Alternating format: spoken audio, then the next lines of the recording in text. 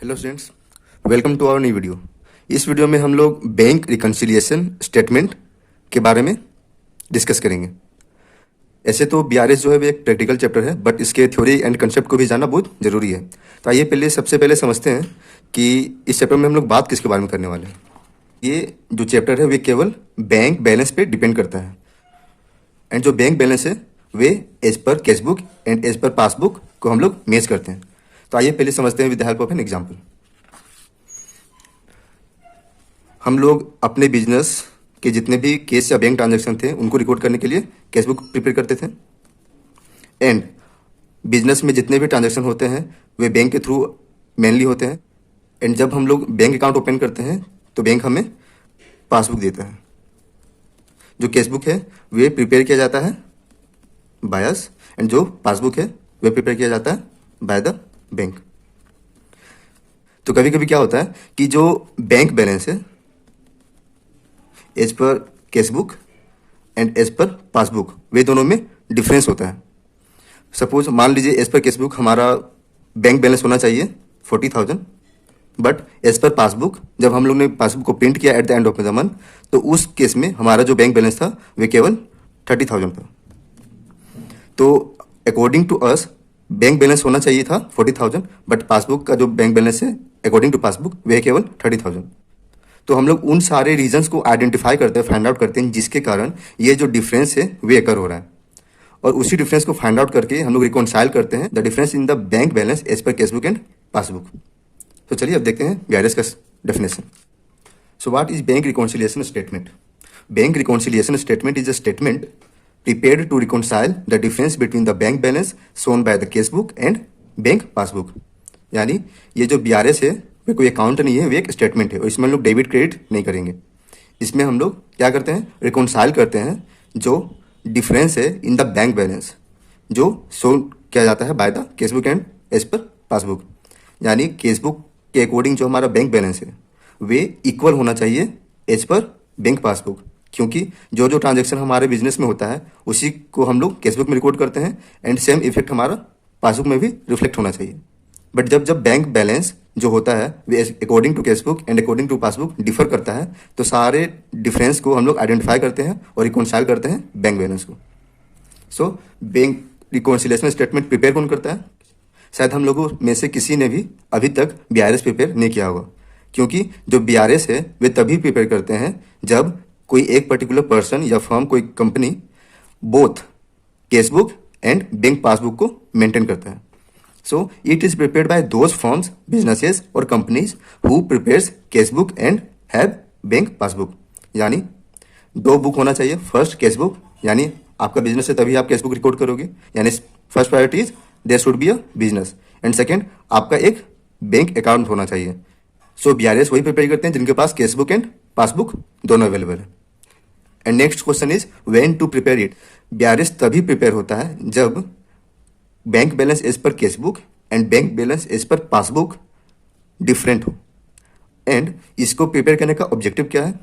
इसका ऑब्जेक्टिव बस इतना है कि आइडेंटिफाई करना उन सारे रीजंस को, उन सारे ट्रांजेक्शन को जिसके कारण ये डिफरेंस आ रहा है in the bank balance of cashbook and passbook, and उनको रिकॉन्साइल करना ताकि जो balance as per cashbook and as per passbook है वे दोनों सेम हो जाए। सो आई होप आपको ये कॉन्सेप्ट समझ में आया होगा कि बीआरएस कौन प्रिपेयर करता है और क्यों प्रिपेयर करता है। सो बीआरएस प्रिपेयर करता है वे सारे इंडिविजुअल, वे सारे बिजनेस एंटिटी, वे सारे कंपनी या वे सारे फर्म जो बिजनेस करते हैं, एंड सेकेंड उनको तभी प्रिपेयर किया जाता है जब bank balance as per cashbook and bank balance as per passbook दोनों डिफरेंट हो। तो उन दोनों के बीच में जो बैंक बैलेंस का डिफरेंस है उनको रिकॉन्साइल करने के लिए हम लोग बीआरएस प्रिपेयर करते हैं। और जो कैशबुक एंड पासबुक के बीच में जो बैंक बैलेंस का डिफरेंस है वे मेनली 3 कैटेगरी में डिवाइड होता है। फर्स्ट है due to time gap in recording transaction. For example कुछ ट्रांजेक्शन होते हैं जिसको हम लोगों ने कैशबुक में तो रिकॉर्ड कर लिया, बट वे ट्रांजेक्शन अभी तक पासबुक में रिकॉर्ड ना हुआ हो, या कुछ ऐसे ट्रांजेक्शन होते हैं जिनको बैंक पहले ही रिकॉर्ड कर लेता है बट उन ट्रांजेक्शन को हम लोग कैशबुक में रिकॉर्ड नहीं करते हैं। सेकंड है due to transaction recorded by bank but not by us. यानी कुछ ऐसे ट्रांजेक्शन जो बैंक हम लोग से पहले पासबुक में रिकॉर्ड कर दिया होता है बट हम लोगों को उसका नॉलेज नहीं होता है, इसलिए हम लोग उसको कैशबुक में रिकॉर्ड नहीं करते हैं। फॉर एग्जाम्पल, अगर इंटरेस्ट चार्ज किया गया है by the bank for the bank overdraft, उसका नॉलेज हम लोग को नहीं पता है कि किस डेट को भी बैंक ओवरड्राफ्ट का इंटरेस्ट चार्ज किया गया है, या कोई भी इंटरेस्ट क्रेडिट किया जाता है by the bank for the amount deposited in the bank, तो उसका नॉलेज अगर हम लोग को नहीं होता है तो उसको भी हम लोग अपने कैशबुक के बैंक कॉलम में रिकॉर्ड नहीं करते हैं। यानी ये दोनों के बीच में डिफरेंस होगा। थर्ड है due to error in recording transaction. For example, मान लीजिए हम लोगों ने चेक इशू किया ऑफ ₹2000, बट केसबुक में हम लोगों ने रिकॉर्ड किया उसको 20,000 से, बट वे 2000 का चेक है तो वे रिकॉर्ड होगा in the passbook with same amount is ₹2000। First है difference due to time gap. इनका फर्स्ट है cheque issued but not yet presented for payment in bank. यानी हम लोगों ने चेक इशू तो कर दिया है, यानी चेक पे तो कर दिया है, but way for payment bank में प्रेजेंट नहीं हुआ है। यानी हम लोग जो इस ट्रांजेक्शन को क्या करेंगे, कैशबुक में हम लोग बैंक कॉलम को माइनस कर देंगे, बट ये जो चेक है वे प्रेजेंट नहीं किया गया फॉर द पेमेंट, तो हमारा जो पासबुक है वे अभी तक डिडक्ट नहीं हुआ होगा, यानी अभी तक वे पॉजिटिव बैलेंस ही शो कर रहा होगा। तो मान लीजिए 2000 का चेक था तो ये -2000 हम लोग कर देंगे, यानी on credit side of cashbook इसको हम लोग रिकॉर्ड करेंगे, बट पासबुक जो है वे एज कंपेरिजन टू कैशबुक 2000 का ज़्यादा बैलेंस शो कर रहा होगा। सेकेंड है cheque deposited but not yet credited bye the bank. यानी हम लोगों ने चेक डिपॉजिट तो कर दिया है बट वे अभी तक बैंक में क्रेडिट नहीं हुआ है, यानी बैंक उसको अभी तक रिसीव नहीं किया है। सो ये वर्ड क्रेडिटेड मतलब क्या होता है, तो जब भी बैंक हमारे बैलेंस को रिसीव करता है, यानी बैंक कोई अमाउंट को रिसीव करता है इन आवर अकाउंट, तो वे हमारे अकाउंट को क्रेडिट करता है, यानी हमारा अमाउंट इंक्रीज हुआ इन द बैंक, क्योंकि बैंक के लिए वे अमाउंट लाइबिलिटी होता है। सो लाइबिलिटी जब जब इंक्रीज होता है उसे हम लोग क्रेडिट करते हैं, और जब जब अमाउंट विड्रॉ होगा तो उसे हम बैंक जो है उसे डेबिट करता है, क्योंकि उसका लाइबिलिटी रिड्यूस हो रहा है, तो लाइबिलिटी जब डिक्रीज होता है उसे हम लोग डेबिट करते हैं। सो क्रेडिट का मतलब ये था। तो यहाँ पर है चेक तो हम लोगों ने डिपॉजिट किया है बट बैंक उसे क्रेडिट नहीं किया है, यानी जब हम लोग चेक डिपॉजिट करते हैं तो अपने कैशबुक में हम लोग क्या रिकॉर्ड करते होंगे, डेबिट साइड में हम लोग प्लस, मान लीजिए चेक 2000 का है तो +2000 से हम लोग डेबिट कर देंगे बैंक कॉलम को। क्यों? क्योंकि हम लोग को चेक रिसीव हो रहा है, यानी बैंक बैलेंस जो है वह हमारा इंक्रीज होगा, क्योंकि ये हमारे लिए एसेट था, तो जब इंक्रीज होता है उसे हम लोग डेबिट करते हैं। सेकेंड केस है पासबुक का। चूंकि ये जो बैंक है वे अभी तक क्रेडिट नहीं हुआ into the bank, so passbook जो है एज कंपेरिजन टू कैशबुक वे अभी इससे 2000 लेस अमाउंट शो कर रहा होगा, क्योंकि ये बैंक अभी तक उस चेक को क्रेडिट नहीं किया है। तो ये डिफरेंस को रिकॉन्साइल करने के लिए हम लोग ब्याज पे करते हैं। नेक्स्ट कॉज ऑफ डिफरेंस है transaction recorded by bank only. यानी कुछ ऐसे ट्रांजेक्शन होते हैं जिनको बैंक तो रिकॉर्ड कर चुका होता है बट हम लोग उसको रिकॉर्ड नहीं किए होते हैं। फॉर एग्जाम्पल, बैंक चार्जेस और इंटरेस्ट ऑन ओवरड्राफ्ट और commission charge by the bank. Bank कुछ चार्ज डिडक्ट करता है from our account for providing certain services. अगर हमारा बैंक ओवरड्राफ्ट होता है तो उस केस में भी इंटरेस्ट चार्ज करता है या फिर कमीशन चार्ज करता है फॉर प्रोवाइडिंग सम सर्विसेज। तो इस केस में क्या होता है, जो बैंक है वो डिफरेंट चार्जेस को डिडक्ट करता है from the account of the customer, but उस ट्रांजेक्शन को हम लोग अपने कैशबुक में सेम डेट पे रिकॉर्ड नहीं करते हैं, तो हमारा balance as per cashbook and balance as per passbook different होगा। नेक्स्ट है interest allowed by the bank. Same interest allow तो किया गया बाय द बैंक, यानी हमारा बैंक बैलेंस बढ़ा according to passbook, but according to cashbook वे अभी भी बढ़ा नहीं है। नेक्स्ट है इंटरेस्ट और dividend collected by the bank. कुछ ऐसे इन्वेस्टमेंट होते हैं जिनका इंटरेस्ट या डिविडेंड डायरेक्टली हम लोग को बैंक में रिसीव होता है, तो इस केस में क्या होगा, हमारा बैंक बैलेंस इंक्रीज तो हो जाएगा बट उस इफेक्ट को हम लोग अभी तक कैशबुक में रिकॉर्ड नहीं किए होते हैं। नेक्स्ट है डायरेक्ट डिपॉजिट बाय कस्टमर। अगर हम लोगों ने कोई गुड्स को सेल किया है एंड वे कस्टमर क्या होता है कि डायरेक्ट डिपॉजिट करता है चेक या कैश इनटू आवर बैंक या ट्रांसफर करता है थ्रू ऑनलाइन पेमेंट, तो हमारा बैंक बैलेंस तो इंक्रीज हो चुका होता है बट हमें उस इवेंट का नॉलेज नहीं होता है, जिसके कारण हम लोग कैशबुक में रिकॉर्ड नहीं करते हैं, तो अगेन ये डिफरेंस शो करेगा। नेक्स्ट है direct payment by the bank on standing order.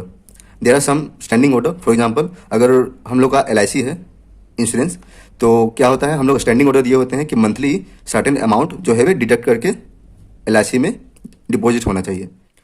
Next है dishonour of bill receivable discounted earlier with the bank.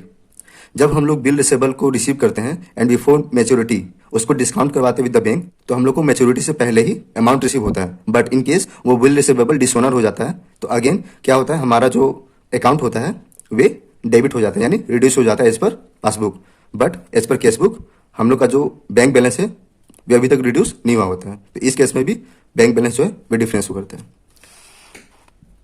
Last है ड्यू टू सम एरर और ओमिशन, यानी कुछ एरर यानी कुछ गलती के कारण या कुछ ऐसे ट्रांजैक्शन जिसको हम लोगों ने रिकॉर्ड ही नहीं किया।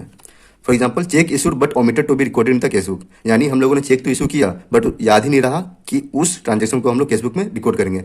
मीन्स ओमिटेड का मतलब क्या होता है, यानी एक ऐसा ट्रांजैक्शन जो हम लोगों ने कंप्लीटली छोड़ दिया है, यानी ओमिट कर दिया है, भूल गए हैं और उसको केसबुक में रिकॉर्ड ही नहीं किया करेगा। नेक्स्ट है cheque deposited but omitted to be recorded in the cashbook, यानी चेक हम लोगों ने डिपॉजिट तो किया है बट उसको रिकॉर्ड नहीं किया इन द केसबुक, यानी चेक डिपॉजिट किया है तो हमारा बैंक बैलेंस बढ़ा हुआ दिखाएगा बट हमारा जो बैंक बैलेंस है एज पर केसबुक में घटा हुआ दिखाएगा। नेक्स्ट है recording the transaction with the wrong amount in casebook, यानी अगर मान लीजिए 12,000 का चेक है और उस चेक को हम लोगों ने इशू किया है बट ऑन द केसबुक हम लोग उससे विथ ₹21,000 क्रेडिट करते हैं, तो हमारा जो बैंक बैलेंस है वे डिफरेंस को करेगा अकॉर्डिंग टू पासबुक। लास्ट है wrong entry recorded by bank in the customers account, यानी ये मिस्टेक जो है वे बाय द बैंक है, यानी बैंक जो है वे रॉन्ग एंट्री रिकॉर्ड करता है इन द पासबुक, तो जब पासबुक में रॉन्ग एंट्री रिकॉर्ड होगा तो वे बैलेंस जो है वे अकॉर्डिंग टू केसबुक टैली नहीं करेगा। सो इस चैप्टर से रिलेटेड इंपॉर्टेंट पॉइंट कौन सा है जिसको हम लोगों को याद रखना है? फर्स्ट है केसबुक एंड सेकेंड है पासबुक। सो केसबुक से रिलेटेड कौन कौन से इंपॉर्टेंट टर्म है, कौन कौन से इंपॉर्टेंट कंसेप्ट है, उनको पहले हम लोग समझेंगे, फिर पासबुक से रिलेटेड कॉन्सेप्ट को हम लोग समझेंगे। So first casebook. सो हम लोगों ने अभी देखा था कि केसबुक जो है वे एक कस्टमर एक पर्सन प्रिपेयर करता है जो बिजनेस को रन करता है, और जो केसबुक क्या है वे हम लोगों ने देखा था ये सब्सिडरी बुक है जो बुक ऑफ ओरिजिनल एंट्री है which is maintain by the person. So casebook हम लोग प्रिपेयर करते हैं, तो जब भी हमारा केसबुक में बैंक इंक्रीज होता है तो उसे हम लोग डेबिट करते हैं, एंड जब भी बैंक बैलेंस डिक्रीज होता है तो उसे हम लोग क्रेडिट करते हैं। सो डेबिट कब करते हैं हम लोग केसबुक, जब हमारा बैंक बैलेंस इंक्रीज होता है इन केसबुक, एंड क्रेडिट कब करते हैं जब हमारा बैंक बैलेंस डिक्रीज होता है इन केसबुक। तो डेबिट क्यों करते हैं, क्रेडिट क्यों करते हैं, ये हम लोग को शायद पता है, क्योंकि जो केसबुक हम लोग मेंटेन करते हैं तो for us bank is an asset, और जब भी एसेट इंक्रीज करता है तो उसे हम लोग डेबिट करते हैं, इसलिए डेबिट तब करते हैं जब इंक्रीज होता है हमारा bank balance in casebook, and जब भी एसेट डिक्रीज होता है तो उसे हम लोग करते हैं क्रेडिट। चलिए एक जनरल एंट्री की हेल्प से समझते हैं। For example cheque received ₹2,000 from customer for cash sales, तो गुड्स को सेल करके हम लोगों ने चेक रिसीव किया, उसको डिपॉजिट किया इनटू द बैंक, तो इसका इफेक्ट क्या होगा, बैंक अकाउंट हम लोग डेबिट करते हैं टू सेल्स अकाउंट, क्योंकि ये कैश सेल्स था विथ ₹2,000 एंड क्रेडिट करेंगे विथ ₹2,000। सो देखिए इस ट्रांजेक्शन में क्या हुआ, हम लोग चेक रिसीव कर रहे हैं उसको उसी डेट पे डिपॉजिट कर रहे हैं, तो हमारा बैंक बैलेंस इंक्रीज हुआ तो उसे हम लोग डेबिट करते हैं। क्यों, क्योंकि बैंक जो है वो हमारे लिए एसेट है, तो जब भी एसेट इंक्रीज होगा तो उसे हम लोग डेबिट करेंगे, यानी जो डेबिट बैलेंस है वे फेवरेबल बैलेंस है। तो जब भी debit balance as per cashbook होता है तो वे हमारे लिए फेवरेबल होता है, यानी वे पॉजिटिव बैलेंस होता है, और जब भी as per casebook credit balance होता है तो वे हमारे लिए अनफेवरेबल होता है, यानी वे हमारे लिए नेगेटिव बैलेंस होता है। क्यों, क्योंकि जो एसेट है वे इंक्रीज होता है तो उसे हम लोग डेबिट करते हैं, एंड एसेट जब डिक्रीज होता है तो उसे हम लोग क्रेडिट करते हैं। सो जब भी क्रेडिट बैलेंस होगा तो वे हमारे अनफेवरेबल बैलेंस होगा, यानी वे नेगेटिव बैलेंस हो करेगा, एंड जब भी पॉजिटिव बैलेंस होगा यानी वे डेबिट बैलेंस है और वे हमारे लिए फेवरेबल होता है। नेक्स्ट है पासबुक। पासबुक जो है वे हम लोग खुद मेंटेन नहीं करते हैं, भले ही वे पासबुक हम लोग रिटेन करते हैं बट उसको मेंटेन बैंक करता है। So passbook is maintain by the bank, bank book maintain by bank. तो पासबुक क्या है, एक बैंक बुक है but written by the person, यानी पासबुक एक बैंक बुक है जो मेंटेन तो बैंक करता है बट उसे रखते हम लोग खुद हैं। और ये जो पासबुक है वे अपोजिट टू केसबुक है, क्योंकि हम लोग के लिए जो केसबुक है उस केस में बैंक हमारे लिए एसेट होता है, बट ये जो पासबुक है वे बैंक रिकॉर्ड करता है। सो फॉर द बैंक जो हम लोग अमाउंट डिपॉजिट करते हैं टू द बैंक वे बैंक के लिए लायबिलिटी होता है। जो भी हम लोग अमाउंट डिपॉजिट करते हैं into the bank way for bank liability होता है। क्यों, हम लोग बैंक में कैश डिपॉजिट करते हैं और अकॉर्डिंग टू आवर रिक्वायरमेंट उसको विड्रॉ करते हैं। So for the bank the amount deposited is the liability for the bank. So जब भी हम लोग कैश को डिपॉजिट करते हैं इनटू द बैंक तो बैंक के लिए लायबिलिटी इंक्रीज होता है तो उसे बैंक क्रेडिट करता है, एंड जब भी हम लोग अमाउंट को विड्रॉ करते हैं तो उसका लायबिलिटी डिक्रीज होता है, तब बैंक हमारे अकाउंट को डेबिट करता है। सो बैंक हमारे अकाउंट को डेबिट कब करता है? जब हमारा बैंक बैलेंस डिक्रीज होता है, यानी जब हम लोग विथड्रॉ करते हैं मनी फ्रॉम द बैंक या पेमेंट करते हैं किसी को, तो हमारा बैंक बैलेंस डिक्रीज होता है अकॉर्डिंग टू पासबुक, तब बैंक हमारे अकाउंट को डेबिट करता है। सो जो डेबिट बैलेंस है वे हमारे लिए अनफेवरेबल है और ये नेगेटिव बैलेंस है, क्योंकि डेबिट जो है डिक्रीज इन बैंक बैलेंस है, तो उसे हम लोग नेगेटिव साइन से डिनोट करते हैं। एंड सेकेंड है क्रेडिट, क्योंकि जब जब हम लोग अमाउंट डिपॉजिट करते हैं तो बैंक के लिए लायबिलिटी इंक्रीज होता है, तो बैंक हमारे अकाउंट को क्रेडिट करता है। सो जब भी हमारा क्रेडिट बैलेंस होता है यानी वे हमारे लिए फेवरेबल है,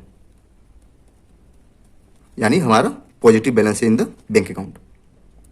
तो आई होप आपको ये debit credit as per cashbook and debit credit as per passbook समझ में आया होगा। सो ये कुछ इंपॉर्टेंट पॉइंट थे जो आपको आने चाहिए, और इन्हीं इंपॉर्टेंट पॉइंट्स के हेल्प से हम लोग नेक्स्ट वीडियो में BRS का एक प्रैक्टिकल क्वेश्चन को सॉल्व करेंगे। अगर आपको ये डेबिट और क्रेडिट एस्पेक्ट नहीं समझ में आया हो तो फिर से इस वीडियो को रिवाइंड करके देखिए, आई होप आपको समझ में आ जाएगा। सो ये BRS चैप्टर का फर्स्ट पार्ट था, जिसमें हम लोगों ने BRS के थ्योरी पार्ट को कवर किया, डिफरेंट कॉजेज को जाना जिसके कारण जो बैंक बैलेंस है वे डिफरेंट बैलेंस शो करता है as per cashbook and as per passbook. आप लोग इस कॉन्सेप्ट को पहले अच्छी तरीके से समझ लीजिए, उसके बाद हम लोग प्रैक्टिकल क्वेश्चन को सॉल्व करेंगे। Thanks for watching.